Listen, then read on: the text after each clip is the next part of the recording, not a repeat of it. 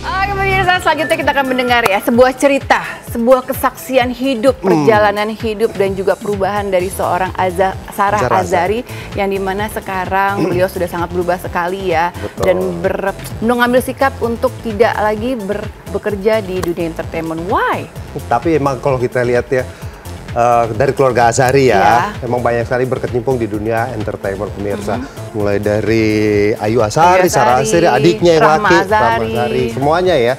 Tapi kalau untuk Sarah Azhari sendiri ternyata banyak sekali kisah-kisah dalam hidupnya yang menurut dia pernah melakukan sesuatu yang tidak menyenangkan orang lain.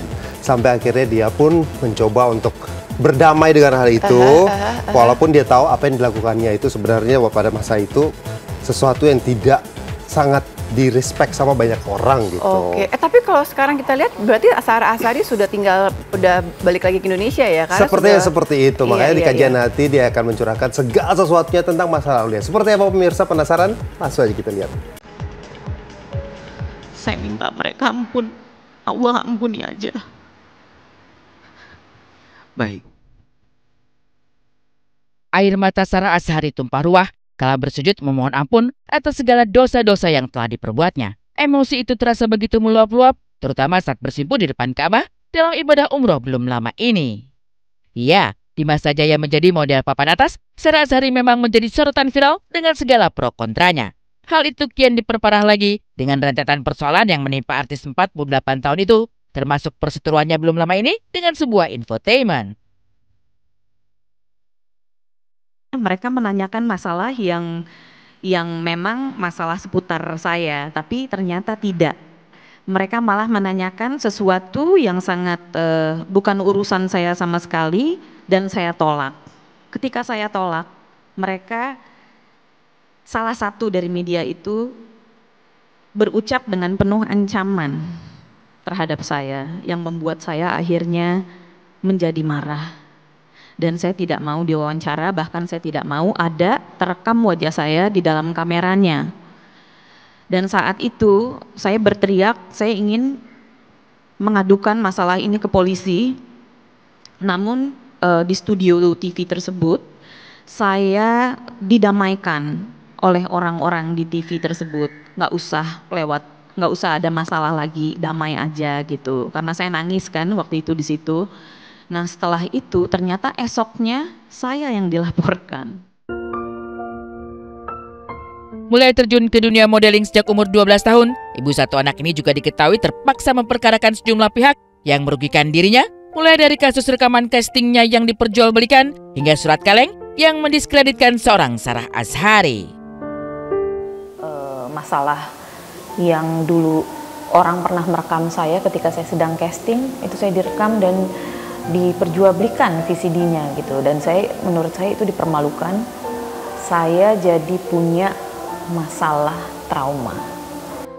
Ada orang yang menulis surat kaleng ke PT tersebut di mana tempat saya dikontrak untuk bilang bahwa saya tidak pantas untuk menjadi brand ambassador di tempat itu, dan mereka mau saya keluar dari kontrak atau mereka menghentikan saya dari kontrak tersebut.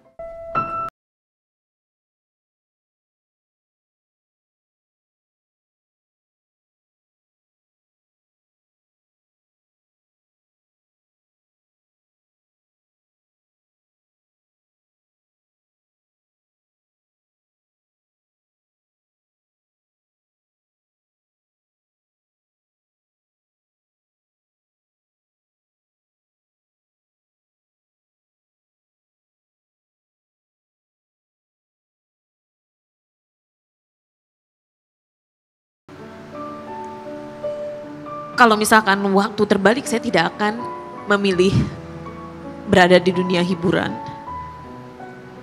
Karena mungkin kehidupan saya mungkin lebih tenang daripada itu. Namun, life must go on. Hidup harus terus berlanjut dan tidak boleh terjebak dalam luka serta trauma masa lalu. Lantas, dengan cara pandang positif seperti ini, image seksi dan hot yang disematkan kepada dirinya dianggap sebagai sebuah komplimen. Namun image tersebut bukan saya yang buat, tapi orang-orang yang melihat saya seperti itu. Kalau saya pribadi, saya profesional, saya bekerja, apa yang diminta saya berikan.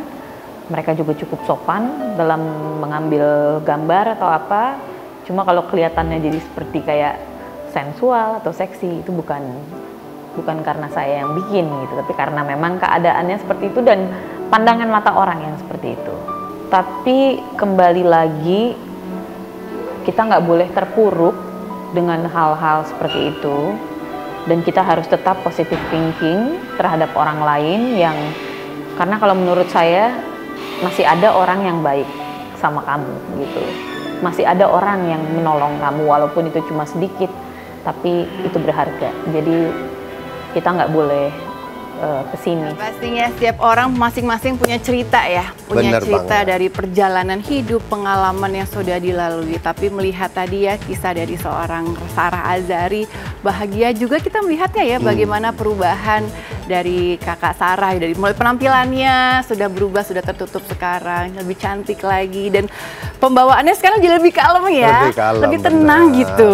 Tapi emang bisa dibilang kalau Sarah Azhari, pengalaman dari, kalau saya pernah ketemu, pernah kenal juga, emang orangnya sebenarnya asik dan baik. Iya. Cuman mungkin kalau ada 1-2 hal yang mungkin tidak disukai pada saat itu, ya harap dimaklumin karena mungkin frekuensinya aja nggak sama sama orang, biasanya begitu kan ya. Iya, nggak mesti harus sama juga dong Bener. ya.